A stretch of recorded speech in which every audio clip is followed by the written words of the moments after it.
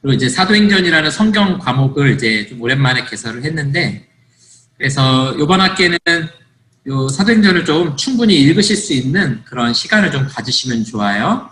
그래서 최소한 한 3번 이상 정도씩은 좀 읽으실 수 있도록 이렇게. 그래서 제가 앞으로 2주 뒤에 한번 읽는 숙제를 내드릴 거고, 진행해 나가면서 그 다음 강의할 것들을 읽어 나가시게 될 거예요. 그러면서 약간의 과제가 있어요. 그 과제는 뭐냐면, 주로 이제 설교를 요약하는 부분이 거기에 이제 과제로 들어갈 텐데, 예를 들면 베드로가 설교한 거, 뭐 바울이 설교한 거, 그런 설교문이 쭉 나와요. 그 부분을 간단하게 요약을 해서 강의한 빈칸을 채워오시면 되는 겁니다. 오전에도 이제 그런 얘기했지만, 목사님들이 좀 말이 많잖아요. 저도 강의하다 보면 말이 많아지는데 설교도 말이 많아요. 성경에도 보면. 그래서 그런 것들을 잘 이제 정리하시면서 간단하게 내 말로 간단하게 요약하시는 게 대부분의 숙제가 되겠습니다. 그래서 그렇게 성경을 보면서 나가시고, 또 지도를 좀 많이 볼 거예요. 그래서 지도도 제가 좀 강의한 말고 좀 A3로 좀 크게 출력을 좀 해드릴 거니까 나중에 기회 되시면 교회에서 가져가셔가지고 이제 후반부 나갈 때는 지도에다 직접 그림을 그리면서, 굉장히 중요해요. 이 지도를 충분히 익혀야만 사도행전이 머릿속에 들어오고, 또 사도행전을 충분히 알아야만 또 바울 서신 같은, 또 요한계시록 이런 서신서들이 아주 이해가 좀 잘 갈 수 있습니다. 그래서 한 학기 동안 사도행전을 많이 읽는다 이런 목표를 좀 가지고 하시고, 지도를 잘 익히겠다 이런 생각을 가지고, 저 동네 해외여행 나중에 가겠다 이런 마음 가지고 지도를 잘 익히시면은 도움이 많이 된다 이렇게 생각을 합니다. 자, 그럼 이제 오늘은 서론인데요. 조금 사람들이 좀 많이 나옵니다. 우리나라 사람도 아닌 유대 사람들, 로마 사람들 이름이라서 좀 불편하긴 하지만 그래도 좀 잘 보시면서 전체적인 배경을 익히시고, 오늘 배운 것들은 이제 나중에 성경을 읽어 나가시면서 이제 좀 막히는 부분들이라든가 이런 인물들이 있을 때 이제 참조하실 수가 있어요. 그래서 기본적인 삼을 수 있는 내용들이니까 보시면 좋을 것 같아요. 자, 우리 한번 보도록 하죠. 예, 잘 넘어가죠. 예. 자, 우리 사도행전에서 이제 가장 중요한 구절입니다. 사도행전 1장 8절 말씀인데요. 자, 우리 다 같이 한 목소리로 한번 읽어보겠습니다. 시작. 오직 성령이 임하시면 너희가 권능을 받고 예루살렘과 온 유대와 사마리아와 땅끝까지 이르러 내 증인이 되리라 하시니라. 아멘. 예. 자, 화면을 좀 보시면, PT 화면을 잘 봐주세요. 자, 이제 사도행전 전체가 이 1장 8절 말씀, 그래서 이 말씀이 사도행전 전체 요약이라고 생각하시면 돼요. 첫 번째, 성령이 너희에게 임하시면 이 부분을 이제 우리가 보게 될 거고요. 그 다음에 권능을 받는 부분을 보게 될 거고요. 복음이 예루살렘, 유대, 사마리아, 땅끝까지 이렇게 퍼져나가게 되는 것을 볼 겁니다. 그리고 이렇게 복음이 퍼져나가면서 증인들이 세워지는 장면들을 우리가 사도행전 전체를 통해서 보게 될 겁니다. 그래서 한 학기 동안 보시면서 이 1장 8절 말씀이 어떻게 이루어지는가, 그걸 주목해서 보시면 돼요. 이 말씀은 뭐 어렵지 않으니까 많이들 외우고 계시고, 우리도 머릿속으로 기억하고 항상 외우고 계시면 좋아요. 성령이 너희에게 임하시면 너희가 권능을 받고 예루살렘과 온 유대와 사마리아와 땅끝까지 이르러 내 증인이 되리라 하시니라. 자, 제목을 좀 보도록 하겠습니다. 우리가 읽는 책은 이제 사도행전, 우리 보통 이렇게 부르죠. 영어로 이제 액츠라고 이렇게 부르고요. 밑에 이제 요 꼬불꼬불한 글씨가 있죠. 네, 이제 이거 헬라어인데요. 의사 선생님들 많이 쓰죠. 의사 선생님 많이 쓰고, 신학하는 사람들이 좀 쓰고, 철학하는 사람들 좀 쓰고 하는데, 중요치 않은데 잘난 척 하려고 넣어봤어요. 예, 그래서 그런 의미로 본다. 자, 사도들의 요 앞부분, 이제 우리가 프락시스라고 부르는 뭐 실천, 뭐 행동, 뭐 이런 뜻인데요. 사도들이 어떻게 움직여 갔는가, 어떻게 행동해 갔는가 하는 것들을 이제 우리 사도행전 전체를 통해서 같이 살펴보도록 할 겁니다. 그걸 기록하고 있는 책이라고 볼 수 있겠죠. 그다음에 이제 사도행전을 쓴 사람은 누구냐 했을 때 누가복음을 저술한 누가라고 그러는데, 자 이제 보통 우리가 그냥 설교할 때 누가복음의 저자는 누가고 사도행전의 저자는 누가다 이렇게 이야기할 수 있는데요. 그래도 우리 성경대학 강의니까 왜 그런가 하는 걸 좀 볼 거예요. 자, 근거 구절들을 우리가 좀 찾아가는 거예요. 사실은 이제 거꾸로 근거 구절들을 좀 찾아가는 거긴 한데요. 누가복음 1장 3절에 보니까 그 모든 일을 근원부터 자세히 미루어 살핀, 자, 이 말 표현이 뭐냐면 이 누가라는 사람은 복음서를 썼는데 예수님을 본 적이 없어요. 만난 적이 없다고요. 그렇죠? 어떻게 거기를 썼는가? 모든 일을 근원부터, 예수님이 태어나신 때부터죠. 자세히 미루어 살폈다. 이게 뭐냐면 역사학자들이 역사에 대한 글을 쓸 때 하는 방식이에요. 그래서 조사하는 거죠. 만나서 예를 들면 이렇게 할 수 있죠. 제가 신천교에 100년사를 쓴다. 그럴 때 저는 뭐 100년 전은커녕 한 30년, 10년 전에도 없었잖아요. 어떻게 해야 되겠어요? 장로님 오셨을 때 우리 교회는 어땠나요? 이 장로님은 누구신가요? 이런 분은 어떤 일이 있었나? 이렇게 물어가지고 조사하고 또 뭐 우리 그 역사 기록 있는 거 다 일일이 뒤져가지고 찾을 거 아니에요? 그런 식으로 누가복음을 그렇게 썼습니다.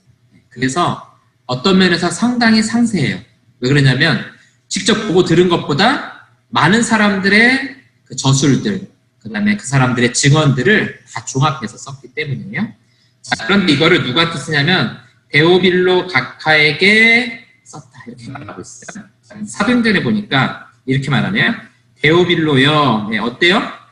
같은 인물이 나오죠? 네, 같은 인물이 나온단 말이에요. 같은 사람한테 쓴단 말이에요. 그 다음에 내가 먼저 쓴 글에는, 그러니까 이 먼저 쓴 글은 뭐를 말하겠어요?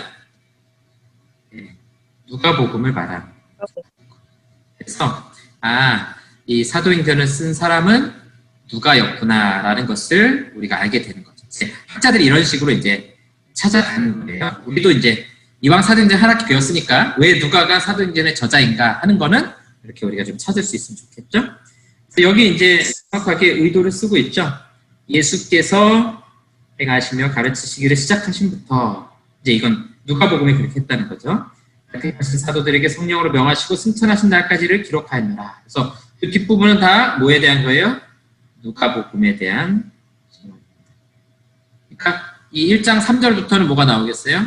내가 왜 사도행전을 쓰는가 하는 것도 이제 기록을 하는 거죠. 자, 이제 사도행전 1장에서 말한 우리 데오빌로라는 사람은 누구인가? 두 가지 견해가 있어요. 하나는 이제 정체가 알려지지 않은 높은 사회적 신분을 가진 이방 기독교인인 것 같다. 왜냐면 각하 이렇게 부르잖아요. 이게 각하라는 표현이 이제 누가복음에 나오는데 좀 이상하죠? 우리나라는 좀 각하 그러면 이제 그 5공화국 때 대통령 앞에 서 있는 것 같고 약간 그런 느낌이잖아요. 좀 높은 사람에 대한 그런 표현이에요. 자, 그 다음에 또 하나는 이 데오빌로 그랬는데 데오가 하나님이고요. 필로가 사랑이에요. 그래서 이 두 개를 합친 표현 느낌이 나잖아요. 그래서 이게 하나님을 사랑하는 사람 뭐 이런 뜻으로 우리가 해석할 수 있어요. 그래서 이거 하나님을 사랑하는 모든 신자들에 대한 그 아니냐, 그러니까 특정 독자가 없는 것 아니냐 이렇게 추정해 볼 수도 있는데요. 대체적으로는 이 위에 게 조금 지지를 많이 받아요. 근데 정확히는 모르겠어요. 예를 들어 이거 상관없는 건데 미국에 이런 동네가 있죠. 필라델피아. 이게 이제 필라가 이게 사랑이라는 뜻이에요. 그 다음에 이제 델피아라는 거는 이제 아델포스가 그래서 형제. 그럼 뭐예요? 형제 사랑이라는 도시죠. 그래서 우리가 그 요한계시록에 보면은 빌라델비아 나오죠. 예, 그 도시 뜻이 뭐라는 거예요? 형제를 사랑하는 뜻이 되는 겁니다. 조재빈 집사님 목소리 들리세요? 예, 들립니다. 네. 네네네네. 아유, 아기 때문에 죄송합니다. 지금 그러시나 보네요. 지금 퇴근하고 이제 막 지하철 타고 가는 길이라서 지하철에서 좀 시작을 해야 될 것 같습니다. 네. 네. 항상 제자반 들으시면 저녁반은 아주 눈물 나는 사투를 죄송. 하세요. 네. 자, 죄송합니다. 제가 오늘 거 녹화해가지고 또 올려드릴 수 있도록 할 테니까요. 목금 네네. 보겠어요. 누가복음의 독자, 첫 번째 독자는 데오빌로라는 사람이었다. 그리고 그 사람을 비롯한 신자들이 대상일 수 있다. 하는 것을 우리가 살펴봤습니다.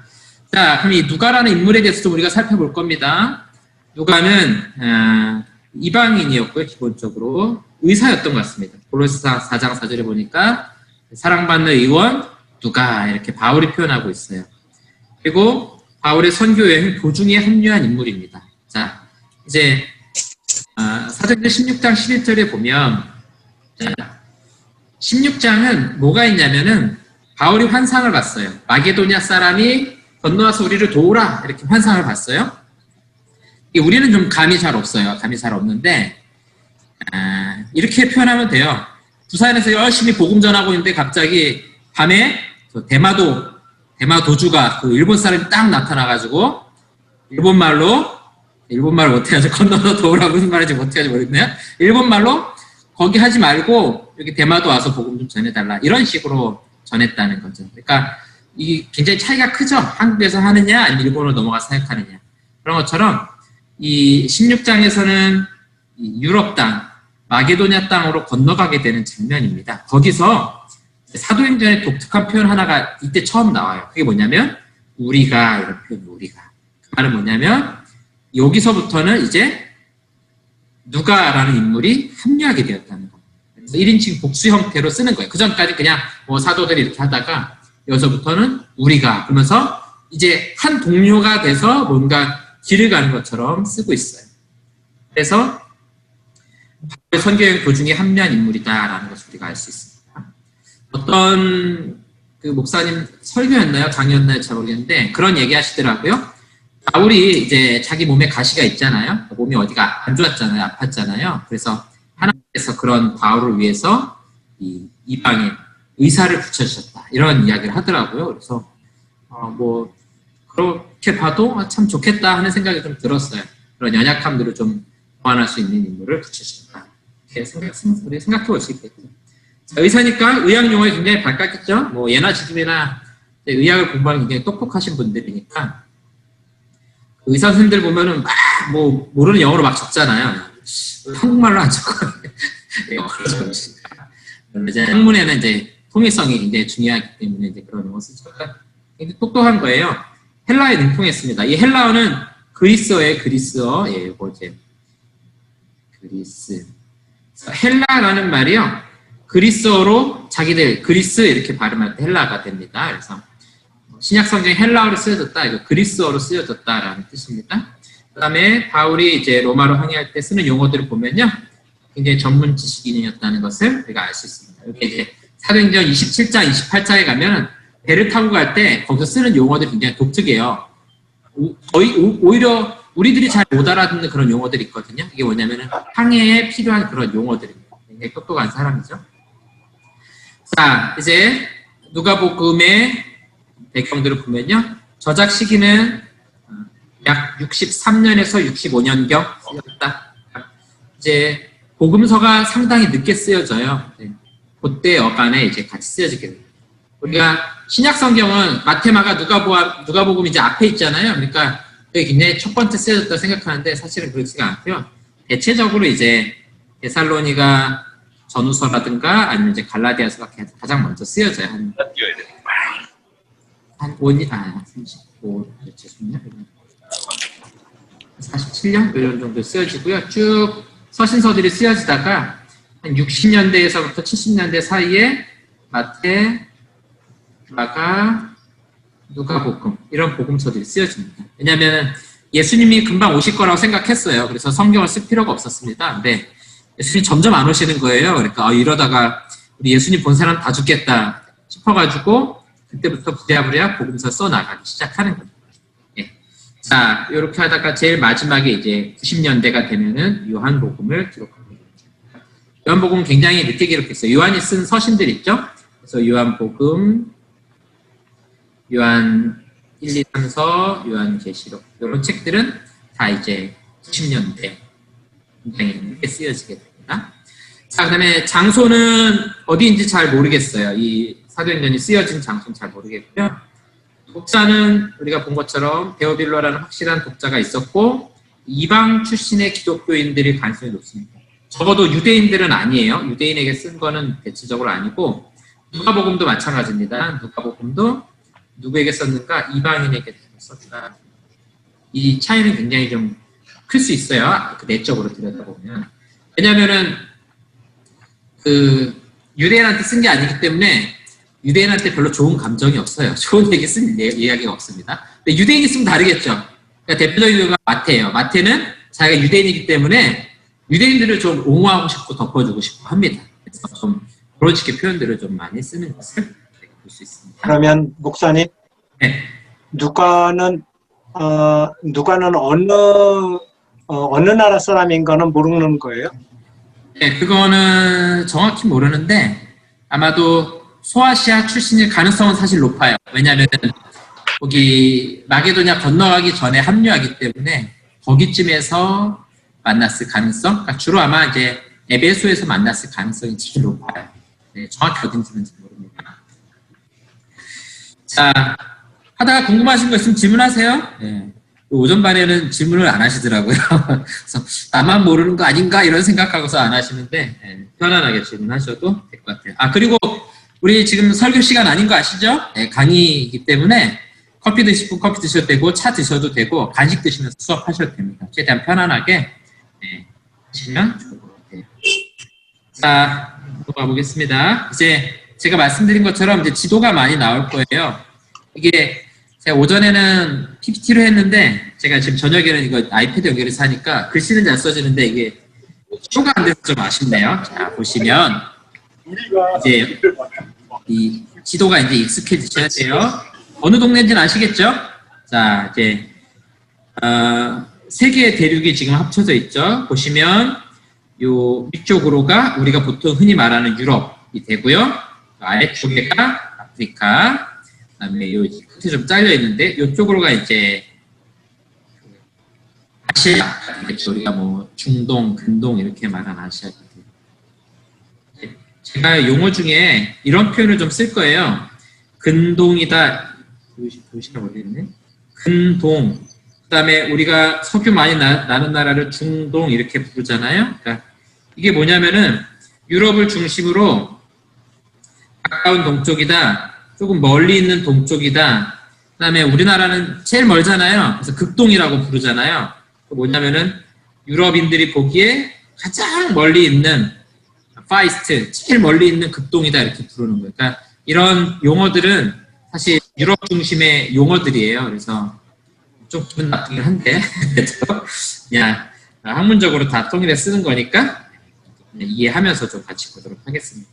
자, 보시면 자, 요 제일 오른쪽에 보시면 유대라고 되어 있는 데가 있죠. 여기가 예수님께서 탄생하셨던 동네.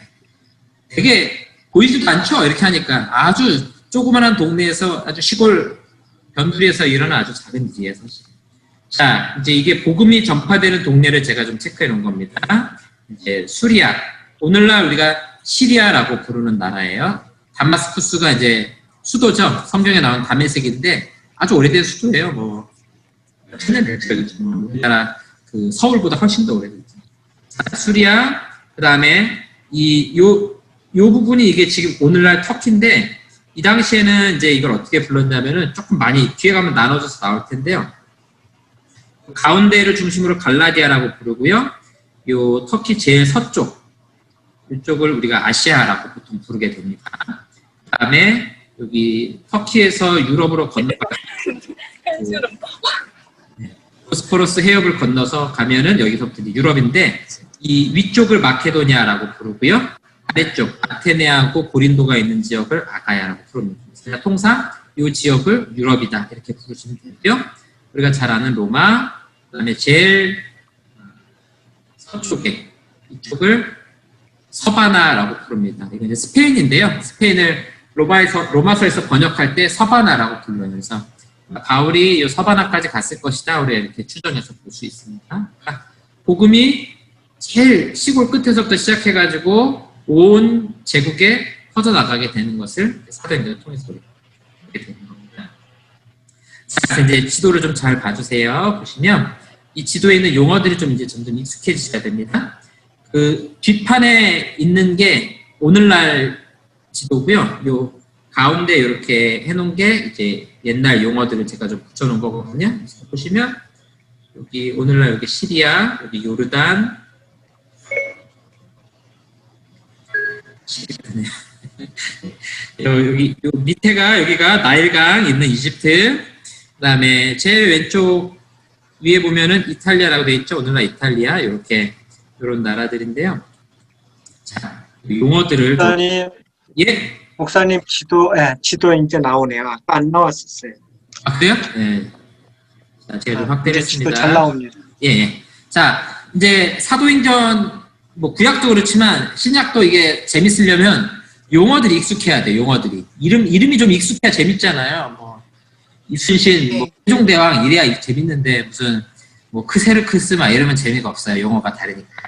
그래서 보시면, 자, 제가 좀 그려볼게요. 여기 오른쪽 제 하단에 보면 예루살렘 보이시죠? 예, 여기가 이제 팔레스타인, 예수님께서 여기서 활동하셨던 데고요. 예. 자, 북쪽으로 이제 올라가게 되면은 시리아라고 불러요. 시리아를 불렀더니 아이패드 시리가 뜨네요. 자, 여기 보시면, 성경에 수리아라고 불러요. 수리아. 그리고 여기 안디옥이라고 있어요. 그래서 수리아, 안디옥 이렇게 부르는 경우가 있고요. 또 어떤 때는 비시디아, 안디옥 그러는 경우가 있어요. 그럴 때 헷갈리시면 안 되고 비시디아, 안디옥은 여기에. 왜냐면 여기가 비시디아라는 동네이기 때문에. 근데 여기도 안디옥이라는 도시가 있어요. 우리나라도 전라도 광주가 있고 경기도 광주가 있잖아요. 네, 그런 식으로 조금 차이가 있는 겁니다. 자, 그 다음에 보시면 여기가 오늘날 터키 땅이에요. 터키 땅. 자, 터키 땅인데 터키 땅이 여러 지역으로 나눠지게 돼 있어요. 그래서 제일 가운데가 갈라디아, 요 아래 지방까지 합쳐가지고 있다가 갈라디아 되는 겁니다. 이제 갈라디아서가 있으니까 되겠죠. 그 다음에 갑바도기아. 네. 갑바도기아는 그 여행으로 유명한 데죠. 풍선 같은 데 타고 올라가는 거, 떨어지고 그런 거 있잖아요. 아주 멋있는 지역. 예, 여기 갑바도기아. 그 다음에 자, 여기 보면 길리기아라고 보이시죠? 예, 길리 같은 거. 아소라는 도시가 유명해요. 왜냐면 사도 바울의 고향이거든요. 그러니까 바울은 여기 헬라 사람, 로마 사람이지만 히브리 사람이기도 하죠. 사는 동네가 기본적으로 유대가 아니에요. 유대에 왔다는 거는 그 자기 나라 유대교 정신을 가지고 열심을 가지고 온 거지 원래 자기 동네가 아니라는 거예요. 그다음에 여기는 밤빌리아. 그다음에 이제 아시아라고 부르는 땅은 이제 주로 우리가 요한계시록에 나오는 7도시가 있는 에서버두, 사빌라 이런 도시들이 있는 우리가 아는 에베소 도시를 중심으로 한 터키 서쪽을 우리가 보통 아시아다 이렇게 부릅니다. 그다음에 요 밑에 섬이 하나 보이시죠? 예, 자, 구브로라고 돼 있는데 성경에는 구브로, 그다음에 여러분들이 일반 용어로는 키프로스가 돼요. 그래서 아주 예쁘고 아름다운 도시입니다. 사도행전은 아름다운 얘기는 안 나와요. 드신 얘기가 나와서. 자, 그렇게 되고요. 자, 터키 위쪽을 볼까요? 제일 끝에 본도, 기두니아, 루시아 이렇게 나오고요. 그 다음에 왼쪽으로 이제 넘어오시면 여기 요 노란색 여기가 이제 마게도냐. 지금도 이제 마게도냐라는 그 나라 이름이 있잖아요. 우리가 아는 빌립보라든가 데살로니가 이런 도시들이 있는 곳이 마게도냐. 그다음에 그 아래가 이제 아가야입니다. 아가야는 아테네, 뭐 스파르타, 고린도 이런 도시들. 그 서양사 보면은 제일 처음에 배우는 역사 이야기 있죠. 뭐 아테네, 뭐 스파르타 막 이런 무슨 동맹 맺고 그런 이야기 나오잖아요. 네, 그런 동네가 바로 아가야입니다. 그다음에 제일 왼쪽에 보시면 이달리아 돼 있는데 이달리아잖아요. 요거는 요 반도 지역을 우리가 이달리아라고 부르고요. 지금 여기 나오는 이 전체 지역은 로마의 속주들, 로마의 지배권 아래에 있는 그런 지역들이다 하는 것을 여러분들이 기억하시면 되고요. 이제 이 제국이 로마가 통일을 했어요. 통일을 했는데 그 로마는 법이 발달해 있거든요. 법이 발달해 있는데 이제 그 보시면 요 아가야, 제가 여기 체크할게요. 요 아가야, 여기 요 지역을 이제 우리가 그리스 헬라 문화권이라고 부르는데, 헬라 제국이 원래 먼저 전체를 통치했어요. 그 다음에 이제 로마가 두 번째로 통치한 거였거든요. 근데 헬라는 우리가 잘 아는 것처럼 굉장히 문명이 발달해 있잖아요. 그래서 신화라든가 이런 것들이 발달돼 있고, 의학이 이쪽에서 시작됐고, 철학도 시작되고, 그러니까 철학이라든가 의학이라든가 이런 용어들이 다 헬라어로 돼 있어요. 근데 이렇게 한번 용어들이 정해지면 그게 잘 안 바뀌거든요. 지금까지도 쓰잖아요, 그런 용어들을.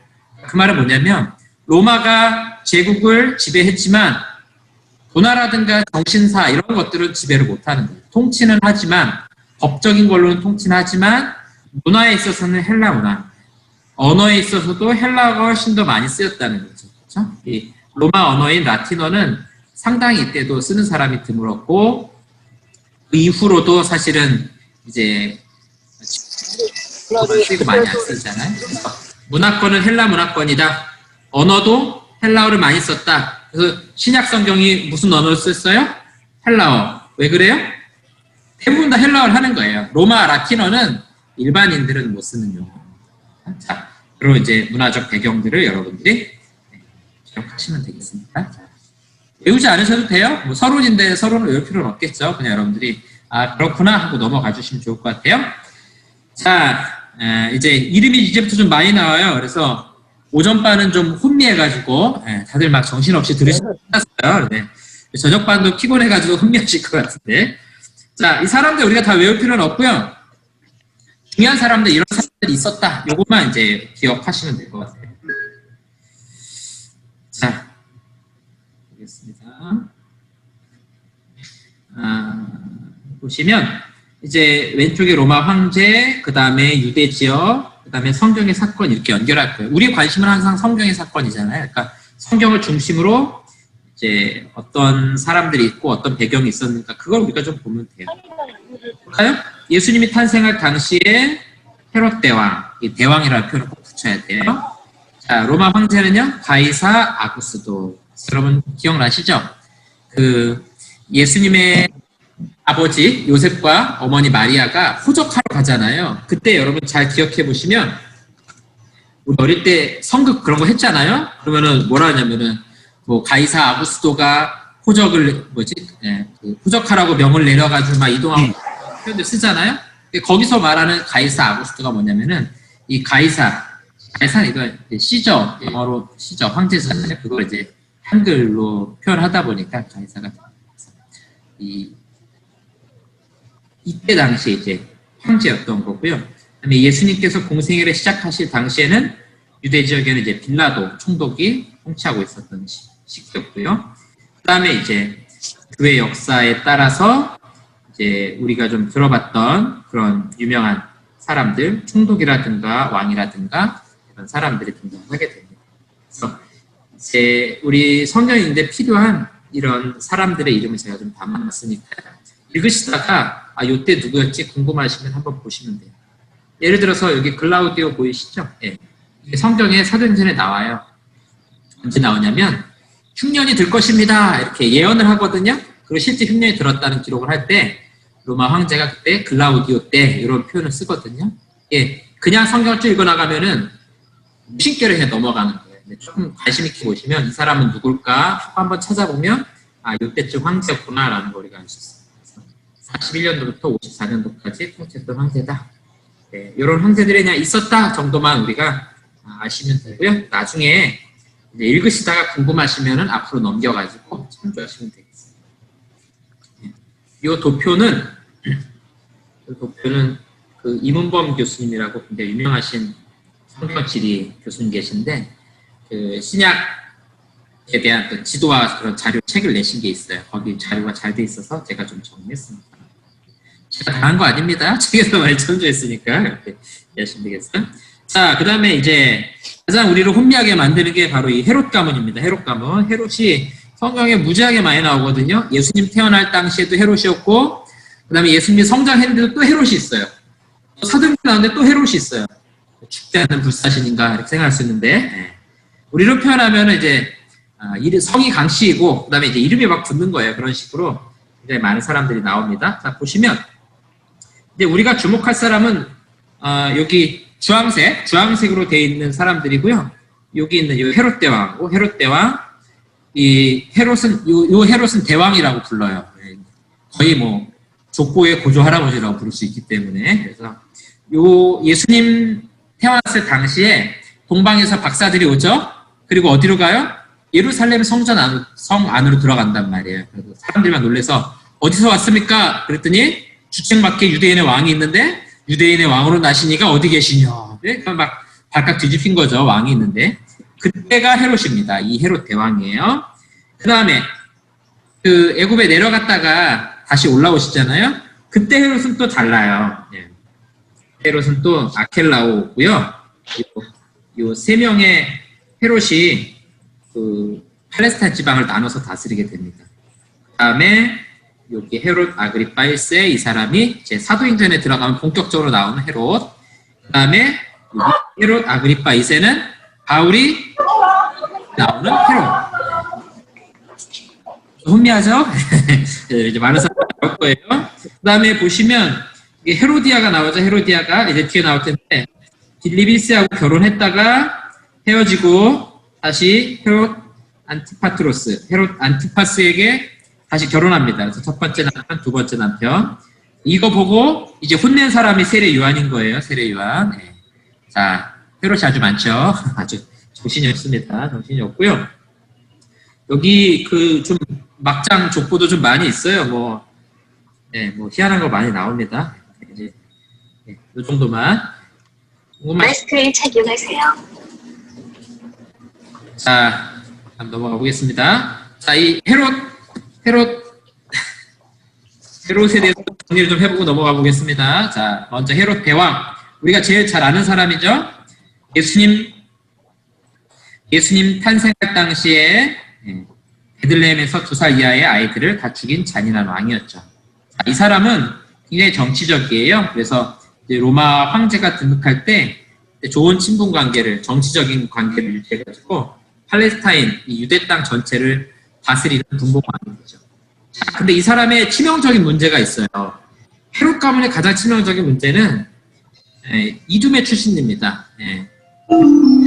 말로 듣보잡이라 그러죠. 어디 이상한 동네에서 유대 땅을 다스리는 에돔 사람인 거예요. 에돔 사람. 자, 우리 구약 돌아가 볼까요? 이 에돔이 누구의 에서의 자손이에요.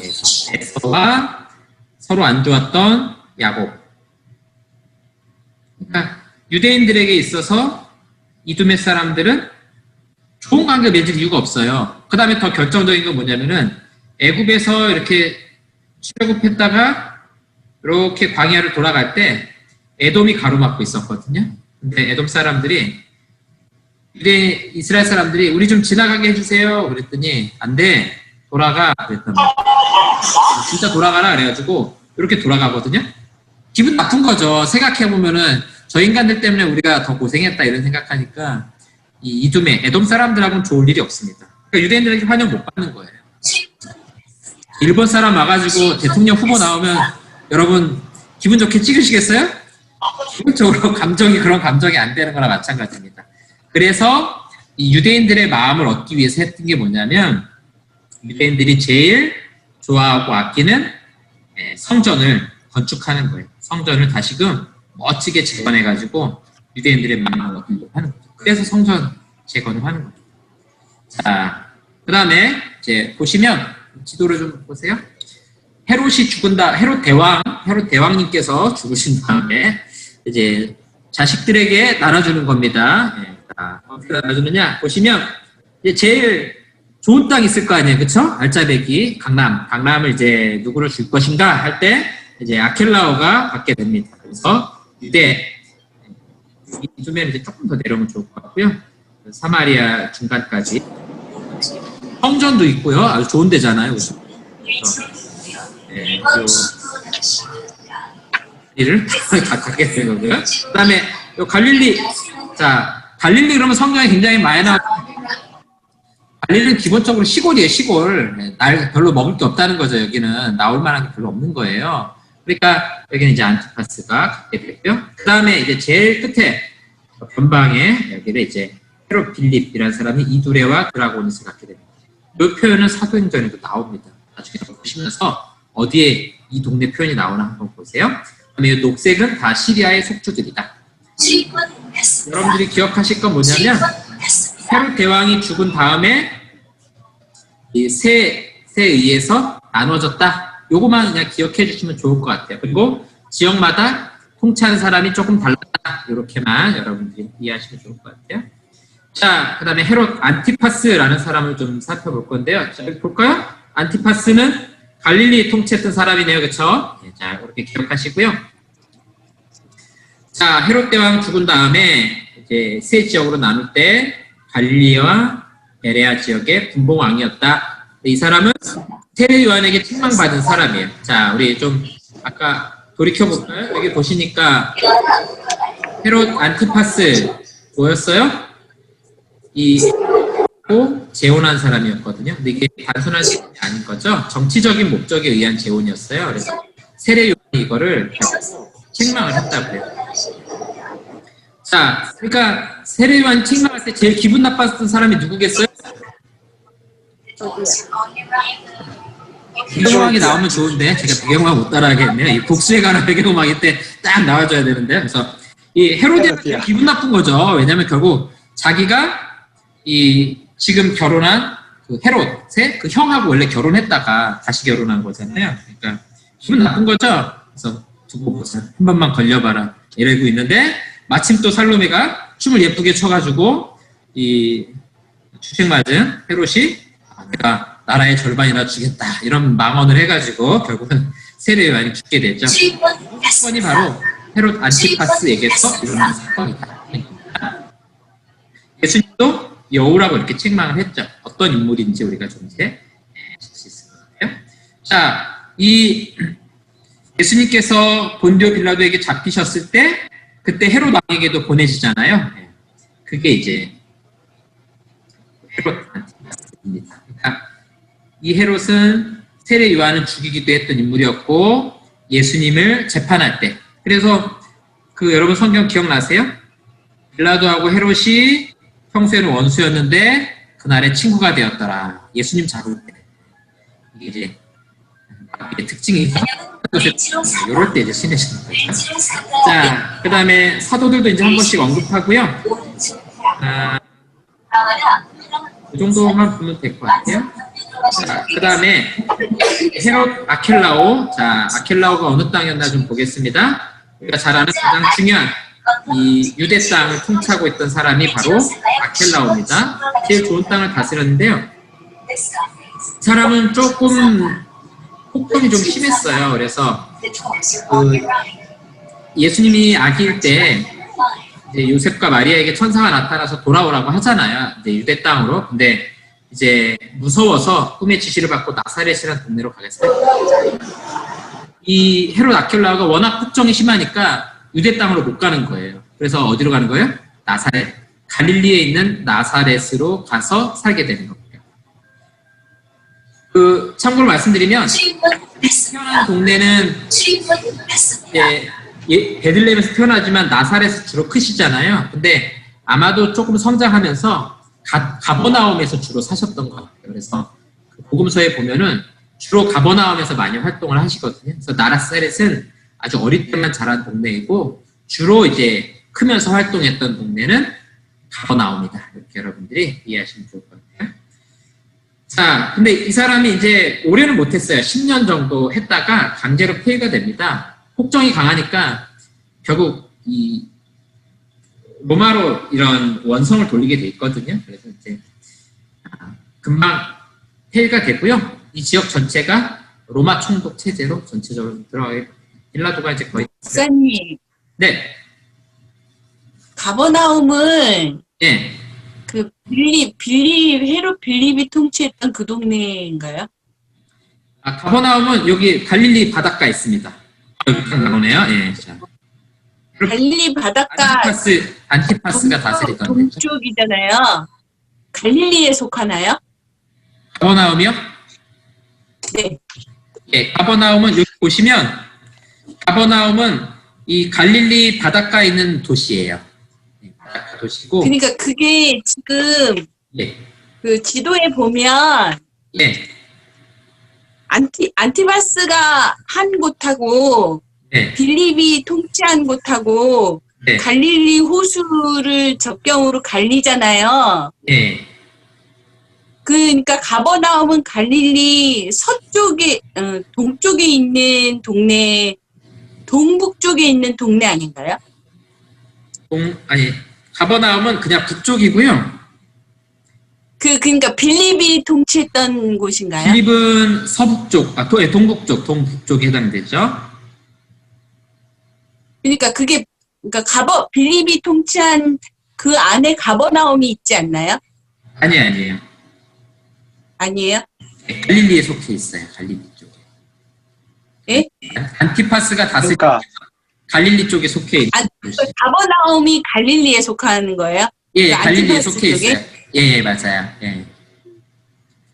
자, 네, 감사합니다. 질문. 네. 질문 많이 하신 분들은 나중에 체크했다가 선물을 드릴까 봐요. 그 다음에 여기 보면 헤롯 빌립이 네, 갈릴리의 북쪽과 동쪽을 통치했다 이렇게 나와서 그 이제 보시면 헤롯 빌립이 갈릴리에서 갈릴리 땅은 아니고 갈릴리 북쪽하고 동쪽에 있는 지역 보시면 이 화면에 보시면 이 갈색으로 되어 있는 부분 있죠? 이쪽 지방 네, 예. 자, 보이시죠? 네, 하고 네. 가버나움까지입니다. 근데 참고로 좀 고대 사회는 우리 지금 요즘 사회처럼 정확하게 이렇게 실선을 긋고 살던 시대는 아니에요. 그래서 조금 도시 중심으로 이렇게 구분하고 다들 이렇게 칼같이 나누지는 않아요. 자, 그 다음에 헤롯 빌립 요 페이지가 좀 잘못됐고요. 자, 보겠습니다. 빌립은 원래 헤로디아하고 결혼했던 사람이었죠. 자, 네, 이제 이 헤로디아가 빌립하고 원래 결혼했다가 이제 다시 안티파스하고 결혼하게 되잖아요. 네, 여기 이유가 있는 거예요. 기본적으로 이제 헤로디아 입장에서는 이제 좀 아침 드라마를 좀 상상을 하시면서 이제 보시면 이제 그런 마음이 있는 거죠. 더 잘 나가는 사람하고 내가 결혼해서 신분을 상승하겠다. 네, 이제 그런 마음으로 이제 결혼한 거죠. 그러니까 세례 요한이 보기에 이건 악한 거예요. 안티파스 입장에서도 뭐냐면 자, 요 부분이 이제 좀 이해하셔야 돼요. 여기 볼게요. 헤롯 가문은 기본적으로 이두메 사람이라고 말씀드렸죠. 에돔 사람이에요. 네. 그래서 혈통상에 문제가 있어요. 굉장히 취약하다고요. 유대인의 마음을 얻기 힘들다고요. 근데 이 헤로디아가 하스모니아는 왕가라고 이거 뭐냐면은 이 정통 유대 그 왕가예요. 그 이전에 지금의 유대 사회가 있기 이전에 우리를 치면은 뭐 조선시대 이시 왕족 가문이었다 이렇게 말할 수 있는 여인이었다는 거죠. 그런 여인하고 결혼함으로써 이 안티파스 입장에서도 신분 세탁을 할 수 있는 기회가 되는 거죠. 그래서 이 모계가 굉장히 중요하잖아 유대 쪽은. 그러니까 자기 가문 자체가 유대인의 혈통 가문이다 이렇게 만들고 싶은 겁니다. 그러니까 이 헤로디아하고 결혼이 이런 의미가 있다라는 것을 여러분들이 좀 생각해 주시면 좋을 것 같아요. 자, 헤롯이 끝도 없이 나오죠. 자, 헤롯 아그리파 1세. 자, 헤롯 대왕의 손자고요. 이 사람은 이제 유대인의 왕이었는데 이 사람 이제 통치를 좀 잘하게 된 거예요. 정치적으로 상당히 넓은 영토를 차지하고요. 그 사도행전에 우리 앞부분에 나오는 헤롯이 바로 헤롯 아그리파 1세입니다. 야고보 죽였고요. 베드로 감옥에 가둔 사람입니다. 그리고 우리가 잘 아는 것처럼 하나님께 영광을 돌리지 않았다가 벌레에 먹혀 죽었던 인물이 바로 이 헤롯 아그리파 1세입니다. 자, 이 사람이 이제 44년에 죽어요. 그리고 나서 그 뒤를 이어받는 사람이 헤롯 아그리파 2세인데 이 사람은 이때는 좀 어렸죠. 예수님 돌아가실 때쯤 해가지고 되게 늦게 태어난 사람인데, 오래 삽니다. 또 100년도까지 살아서 굉장히 오래 장수하시는데, 이 사람이 조금 보시면 아그리파 2세 여동생이자 부인, 여동생을 자기 부인으로 삼아요. 그리고 이제 나중에 바울이 황제한테 갈 때 베스도하고 함께 같이 바울의 그 설교를 들었던 사람, 바울아 내가 미쳤도다 이런 말을 했던 사람이 바로 헤롯 아그리파 2세입니다. 이렇게 많은 헤롯이 있다 하는 거 여러분들이 좀 기억해 주시면 될 것 같습니다. 다음에 이제 로마 총독을 좀 볼 텐데요. 우리가 잘 아는 총독이 빌라도가 있죠. 그래서 이 총독은 집정관이라고도 보통 부르기도 합니다. 그래서 이 로마 공화정에서 세우는 사람인데요. 민정하고 군사 이런 분야를 맡게 돼 있어요. 우리 좀 아시는 것처럼 이 당시에 군인들은 지금 군인하고는 달라요. 지금 군인하고는 다르고 지금이야 뭐 좀 군인을 약간 좀 별로 이렇게 막 쳐주지 않지만 이 고대 사회에서는 군인이 관료이자 어떤 모든 그 권력과 힘을 가진 직업군이라고 할 수 있습니다. 굉장히 좀 중요한 위치에 있죠. 자, 그래서 이제 파견을 하는 거예요. 로마가 이제 큰 제국을 다스릴 때 기본적으로 이제 쓰는 방식이 각 지역마다 자체적으로 이제 좀 운영이 가능하도록 그 군봉왕도 세우고 통치할 수 있도록. 그렇지만 총독을 파견해 가지고 또 군사력을 갖고 있고 그 군봉왕하고 같이 이제 좀 나눠가지고 통치를 하는데, 그러다 보니까 조금 갈등도 많이 있었어요. 그래도 이제 로마의 장점이 그런 거죠. 굳이 모든 곳에 다 다스리지 않아도 이런 총독들을 파견하고요. 기본적으로 종교 정책이 있어요. 그 뭐냐면은 너희들이 믿는 그 종교, 신을 인정해주겠다. 그 대신 조건이 있다. 그 뭐냐면은 이 로마에서 섬겨야 되는 신을 너희들도 섬기고 동시에 너희가 믿는 신도 섬겨라. 이게 이제 로마의 기본적인 정책이에요. 종교 정책이에요. 이렇게 하는데 통제가 안 되는 민족이 하나 있어요. 뭘까요? 유대인들입니다. 유대인들은 때려도 안 돼요. 먹을 걸 줘도 안 돼요. 어떻게 해도 자기 신만 믿는 거야. 하나님만 믿는 거야. 여호와 하나님만. 그러니까 동시에 믿는 건 없는 거야. 그러니까 뭐 박해를 해봐도 안 되고, 그래서 로마 제국 중에서 유일하게 유대인들만 자기들 자체적인 종교를 인정해줬어요. 대신에 세금 같은 걸 내는 거를 정확하게 한 거죠. 그러니까 그 왜 복음서에 보면은 사교가 세리잖아요. 그 싫어하는 이유가 그런 거예요. 이제 로마 제국의 신을 섬기지 않기 때문에 세금 같은 건 철저하게 걷어갔던 거죠. 그래서 이제 총독 명단 우리가 앞에서 또 봤는데, 우리가 볼 사람은 한 3사람 정도예요. 빌라도, 벨릭스, 베스도, 요 정도 사람들만. 빌라도 이제 복음서에 나오고, 우리가 사도행전은 2사람 정도 나옵니다. 여러분들이 총독이 하는 일들이 이런 것이다. 기억해 주시면 될 것 같고요. 자, 그 다음에 이제 연대표를 제가 좀 넣어드렸어요. 그 강의 안에 보시면 한 페이지에 이제 크게 해놨는데,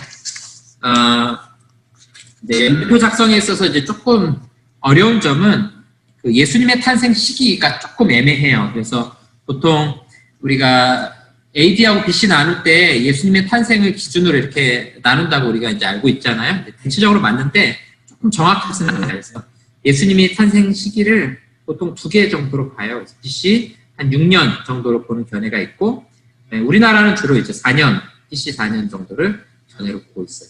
자, 그럼 이제 우리도 한번 견해를 펴져볼까요? 예수님께서 자 BC 4년에 예를 들어서 태어나셨단 말이에요. 예수님께서 총 공생애 시작하시기 전까지 몇 살이었어요? 30년이잖아요. 그러니까 AD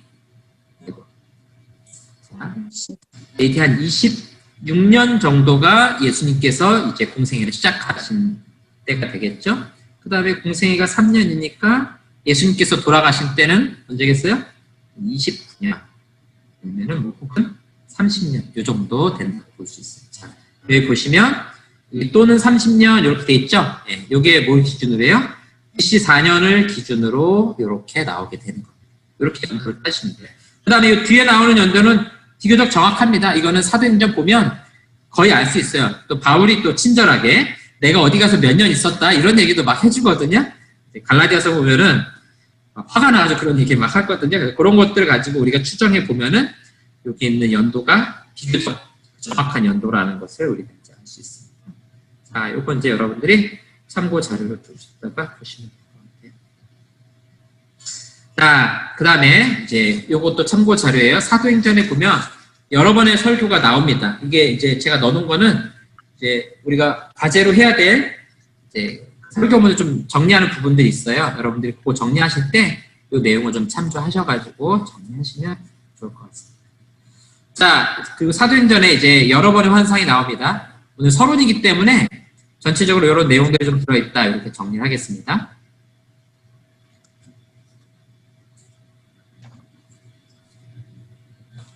자, 바울이 이때는 사울이라고 우리가 부를 수 있겠죠. 회심. 자, 다메섹으로 가는 길에서 예수님 만나고 회심하죠. 사울아 내가 왜 나를 박해하느냐. 자, 그리고 사울이 다메섹에서 눈이 먼 상태로 있을 때 아나니아라는 제자에게 환상이 보이죠. 그러면서 사울에게 안수하라고 눈을 뜨죠. 그리고 고넬료가 베드로를 요파로 오도록 요청하는 환상을 보고 베드로도 그때 부정한 동물을 먹으라고 메시지를 보게 되죠. 그 환상. 바울이 마게도니아 사람이 건너서 도와주십시오 하는 환상. 그 다음에 고린도에서 함께 하실 것에 대한 약속. 로마로 가는 도중에 하나님이 함께 하시겠다 하는 그런 약속의 말씀을. 요거 외에도 이제 여러 가지 조금 뭐 여기 다루지 않은 그런 환상들이 여러 번 등장하게 됩니다. 자, 우리 바울에 대해서 좀 살펴보도록 하겠습니다.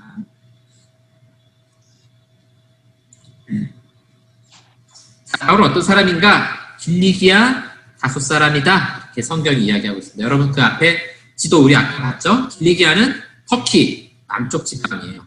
안디옥에서 가까운 도시였다는 걸 알 수 있어요. 베냐민 지파였죠. 그 다음에 천막을 제조하는 일을 할 줄 아는 사람이 있습니다. 이게 아마 직업이었던 것 같아요. 자, 이제 여기서 우리가 좀 봐야 될 게 뭐냐면 이 사람은 동시에 바리새인이에요. 감말리엘 문화에서 배웠어요. 우리는 바리새인 그러면 이걸 직업이라고 생각하는 경우들이 많이 있는데 바리새인은 직업이 아니에요. 이걸 잘 기억하셔야 돼요. 자기들이 종교적인 열심을 가지고 헌신된 사람들이라고. 여기 우리 장로님, 권사님, 집사님 계신데 집사가 여러분의 직업은 아니죠? 그렇죠? 뭐냐면은 내가 집사 직분을 받았다는 것은 내 개인 일이 있지만 물론 이제 목사는 조금 특이하긴 하지만 개인 일이 있지만 내가 신앙적으로 하나님 앞에 헌신된 직분을 이야기하는 거거든요. 바리새인도 마찬가지예요. 원래 자기 일이 있어요. 자기 일이 있는데 동시에 하나님 앞에 헌신된 삶을 살아가는 자들입니다. 이 사람은 길리기아 다소 사람이잖아요. 근데 우리가 사울을 처음 본 건 어디서냐면 예루살렘에서 스데반 죽일 때예요. 그리고 다메섹으로 기세등등하게 가는 모습이라고. 자, 이거는 사울이 직업이어서 스데반을 죽이는데 동참하고 예수님 믿는 사람들 잡아간 게 아니에요. 자기 일이 있지만 유대교의 투철한 정신을 가지고 신앙적인 헌신을 가지고 예루살렘까지 와서 박해하고 예수님 믿는 사람들, 나사렛 이단들을 잡아가는 일을 했던 사람이랍니다. 그 와중에 예수님을 만났다는 거예요. 그리고 나서 이제 선교여행에 헌신하잖아요. 그렇게 하면서 선교비를 지원받아서 선교하다가 지금처럼 뭐 꼬박꼬박 선교비 계좌로 보내는 것도 아니고 사람이 가서 줘야 되는데 어렵잖아요. 그러니까 어떤 때는 자기 원래 직업이었던 그 일을 하면서 생활하기도 하고 그랬다는 겁니다. 그래서 성경에서 그 천막 만드는 일 나올 때 이거 완전히 자비량이냐 뭐 그렇게 구분하지 않으셔도 되는 거예요. 필요하면은 자기가 일하기도 하고 필요하면은 선교비 후원 받기도 하고 그렇게 생활했다는 겁니다. 자, 볼게요. 다메섹 가는 길에서 예수님 만났죠. 그 다음에 집가라고 불리는 길에서 성령 충만을 받았고요. 안디옥 교회에서 파송을 받아서 이방인에게 복음을 전파하기 시작했습니다. 그리고 3번에 걸쳐서 선교 여행을 하고요. 그 다음에 한번 풀려난 다음에 아마도 스페인까지 가서 복음을 전하는 것입니다. 그 다음에 서신들을 썼고요. 예루살렘에서 체포된 후에 로마로 이송됐습니다. 이렇게 간략한 바울에 대한 신상을 좀 살펴봤습니다. 이거 신상 공개해도 괜찮을 거예요. 바울이 이해할 겁니다. 자, 그 다음에 이제 오늘 수업에 사실은 이제 가장 중요한 하이라이트. 별거 아닌 것 같은데 이게 하이라이트예요. 자, 사도행전을 이제 어떻게 볼 것이냐, 이게 굉장히 중요하거든요. 그래서 크게 우리가 둘로 나눠서 볼 겁니다. 1장부터 12장까지, 그 다음에 13장부터 28장까지를 나눌 겁니다. 자, 책 이름이 우리가 사도행전이었죠? 사도행전이었어요. 사도들을 중심으로 복음의 역사가 일어나는 정상이에요. 베드로는 우리가 사도인 걸로 충분히 이해하고 있고요. 바울도 자기 스스로가 예수님을 만났기 때문에, 소명을 받았기 때문에 마지막 난 사도 이렇게 표현하고 있잖아요. 자, 그래서 이제 주인공이 바뀌게 되는 거예요. 1장에서 12장은 베드로를 중심으로 복음의 사역이 일어난다면 13장부터 28장은 바울을 중심으로 복음의 사역이, 인물이 이렇게 전환이 되게 됩니다. 이제 1장에서 12장을 보면 왜 이 이방 선교가 바울에 의해서 이루어질 수밖에 없는가 하는 걸 우리가 보게 될 거고요. 활동 지역도 마찬가지예요. 유대 지역과 유대인들을 중심으로 활동하다가 점점 아시아와 로마 지역을 중심으로 사역하게 돼요. 그 다음에 선교의 대상도 어때요? 유대인 중심의 선교에서 이방인 중심의 선교로 변화됩니다. 이 12장까지 가다 보면 조금씩 이방인들이 예수 믿기 시작하거든요. 자, 그러다가 13장을 넘어가면 이방인들이 예수님을 많이 믿기 시작하고요. 유대인들은 점점 박해하는 일을 하기 시작합니다. 그래서 어느 순간부터 바울이 발에 있는 먼지를 떨면서 이제 유대인에게로가 아니라 이방인에게로 향할 것이다 라는 것을 선포하게 되거든요. 복음이 이렇게 바뀌어지게 됩니다. 그래서 이 사도행전을 한눈에 보는 가장 큰 축입니다. 여러분들이 이거를 기억하시고 이번 학기 동안 어떻게 이렇게 변해 가는가 하는 것을 같이 이제 생각해보도록 하겠습니다. 자, 그래서 이렇게 이해하시면 됩니다. 베드로 중심의 유대 지역과 유대인 중심의 선교에서 바울을 중심으로 한 아시아 로마 지역 이방인을 향한 선교로 바뀌게 됩니다. 사도행전 여러분 우리 말씀 우리 아까 봤었는데요. 이 그림이 좀 아쉽네요. 네, 우리 뒤에 있어야 되는데 보시면 이 가운데 이제 성경 구절이 없으면 어떻게 되냐면 예루살렘 중심에 있던 복음이 어디로 가는 거예요? 이제 땅끝을 향해서 가게 되는 것을 우리가 이제 사도행전을 통해서 보게 되는 거예요. 그러면 사도행전 1장 8절 말씀 우리 다시 한번 생각해 볼까요? 오직 성령이 너희에게 임하시면, 이게 이제 사도행전 2장에서 나올 거라고요. 너희가 권능을 받고 3장부터 쭉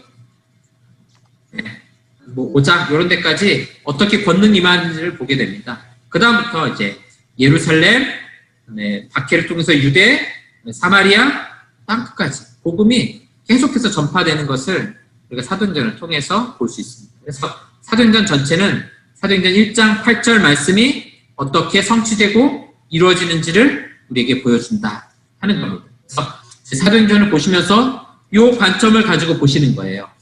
이제 결국 신학자들이나 목회자들이 하는 일은 이거죠. 그래서 이 사도행전을 어떻게 바라볼 것인가, 어떻게 요약해서 한눈에 볼 것인가, 이 말씀을 가지고 사도행전 한 학기 전체를 같이 살펴볼 것입니다. 자, 다 했네요. 네. 자, 이제 숙제가 있어요. 숙제는 내주는 선생님은 즐겁고 학생들은 항상 괴로운 게 숙제잖아요. 그래서 자, 숙제를 원래 일주일을 드리려고 했는데 2주를 드리도록 하겠습니다.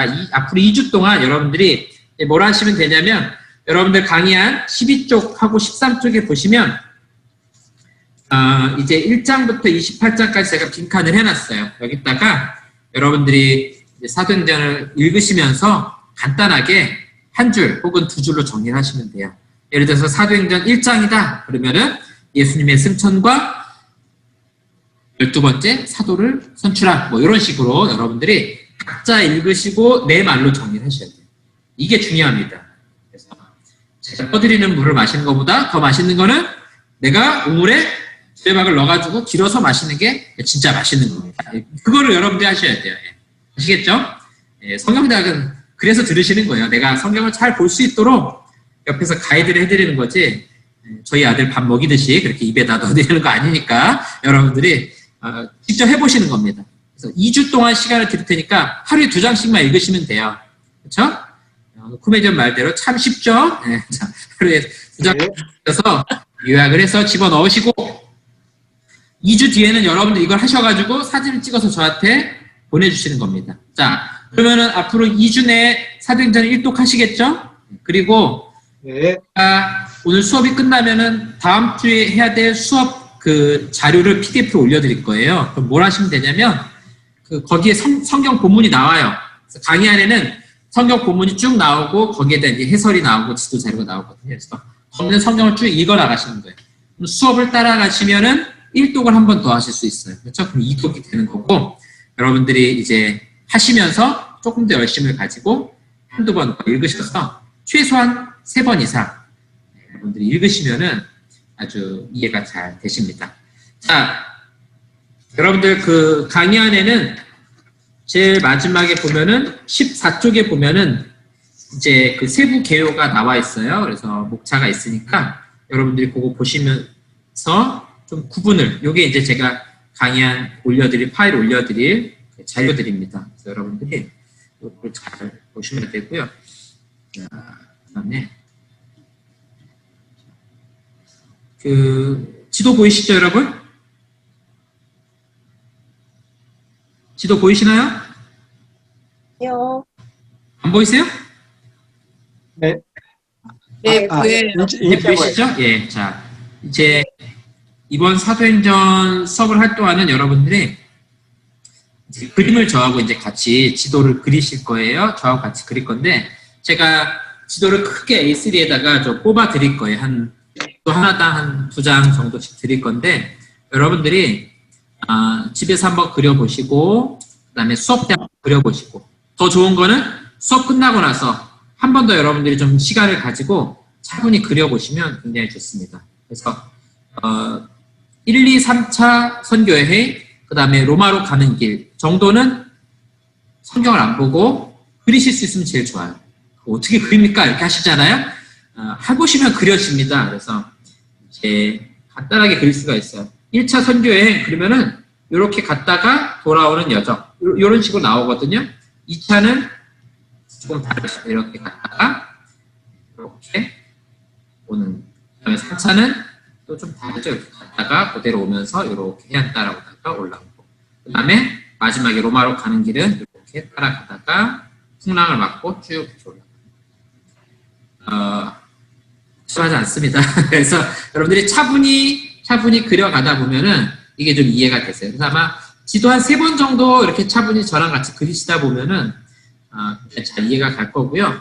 이때부터는 후반부에 가서는 지도를 그리는 거를 이제 복습으로 좀 보여드릴 거예요. 제가 수업 시간에 파워포인트 통해 가지고 여기 가고 해서 이제 2차 선교여행 나갈 때는 1차 선교여행 복습 한번 하고 2차 선교여행 나가고 로마로 가는 길 할 때는 1, 2, 3차 한번 쭉 복습하고 로마로 가는 길 보고 그렇게 할 거니까요. 이 지도가 굉장히 익숙해질 수 있도록 여러분들이 이 그림하고 지도하고 좀 친해지시면 좋을 것 같습니다. 그래서 강의 안에 있는 지도 보면서 용어도 좀 익숙하게 하시고 궁금하신 분들은 이 동네를 좀 인터넷에 검색을 해보세요. 그러면 아주 이 지중해의 아름다운 모습들이 나옵니다. 이 아름다운 모습이 여행 가기 위해서 아름다운 모습이 아니라 복음의 역사가 이루어지는 아주 아름다운 장면이다. 이렇게 여러분 생각하시고 지도를 가까이, 그림을 가까이 이렇게 하시면서 한 학기 동안 사도행전 보시면 좋을 것 같습니다. 그리고 그렇게 하게 되면 이제 뒤에 나오는 갈라디아서라든가 에베소서, 빌립보서 이런 거 볼 때 여기 왜 이런 표현을 썼을까 하는 게 이해가 되기 시작하시는 거예요. 갈라디아를 쓸 때는 왜 내 몸에 그리스도의 흔적이 있다라는 말을 할까? 흔적이 뭘 말할까? 사도행전을 보면 나오거든요. 그런 것들이. 빌립보서에는 왜 기쁨에 대한 이야기를 자꾸 하고 있을까? 그 빌립보에서 처한 환경들을 살펴보면 이해가 갈 수 있습니다. 그래서 이렇게 사도행전 하시면서 충분히 읽으시고 지도도 그려보시고 그래서 이 학기 끝났을 때는 이제 좀 신약 성경 전체가 좀 보일 수 있는 그런 기회가 됐으면 좋겠습니다. 자, 강의는 여기까지 하고요. 혹시 질문 있으신가요? 질문? 네. 피곤하시죠? 좋습니다. 아니요, 괜찮습니다. 오늘은 여기까지 하고요. 다음 주부터 일단 1시간 반 정도 수업을 제가 잡고 진행하도록 하고요. 강의에 올려드릴 건데 다음 주 강의하는 양이 좀 많아요. 그래서 너무 놀라지 마시고 하는 건 아니고 하는 데까지 하고 그 다음 또 끊어서 하고 할 거니까 여러분들이 강의한 1장부터 제가 이제 6장까지 넣어놨는데 1장부터 한 4장 정도까지 보면서 빈칸이 보이면 뭐라고 생각하시면 돼요? 아, 이건 내가 채워 넣어야 되겠다 생각하시고 거기 성경 보시면서 여러분들 다 메모하시고 혹시 바빠가지고 못하셔도 괜찮습니다. 오셔가지고 수업하시면서 또 채워가시고 그렇게 하시면 될 것 같습니다. 자, 목사님 그러면은 예. 목사님 책자는 언제 준비해 주실 수 있어요? 9월달 안에 만들도록 하겠습니다. 제가 네, 좀 아, 하도록 하겠습니다. 9월달 안에 만들 수 있도록 그렇게 하도록 하겠습니다. 한 2주 정도만 요 올려드린 강의 안으로 좀 보시면 좋을 것 같아요. 네. 마치겠습니다. 하나님 아버지 네, 감사합니다. 오늘 우리 수업 가운데 함께해 주셔서 이번 한 학기 사도행전 말씀, 하나님의 말씀을 사랑하며 달려갈 수 있도록 도와주시고 우리의 환경을 지켜주시고 마음을 지켜주셔서 하나님 말씀, 복음의 역사에 그 놀라움을 경험하고 또 하나님의 뜻을 맛보는 시간 될 수 있도록 인도하여 주시옵소서. 감사하며 예수님의 이름으로 기도합니다. 아멘.